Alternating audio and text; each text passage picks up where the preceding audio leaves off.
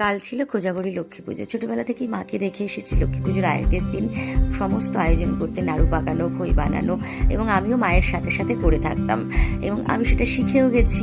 আমাদের কোজাগরী লক্ষ্মী পুজোর দিন শ্বশুরবাড়িতে পুজো হয় এবং বাপের বাড়িতেও কোজাগরী লক্ষ্মী পুজোতেই পুজো হয়। এত সুন্দর করে আমরা 3 বউ সমস্ত আয়োজনটা করেছি এবং বাড়ির পুরো আলপনা আমাদের বাচ্চারা দেয়।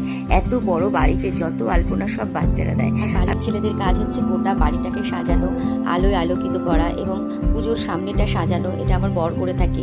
বাজার হাটের দায়িত্ব মেজ ভাসুর করে থাকে।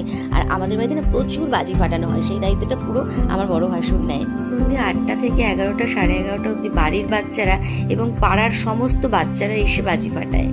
আমাদের বাড়ির লক্ষ্মী পুজোর সবটাই তোমাদের সাথে কম বেশি শেয়ার করলাম। কেমন লাগলো অবশ্যই কমেন্টে জানিও। ভালো লাগলে লাইক কমেন্ট শেয়ার করো।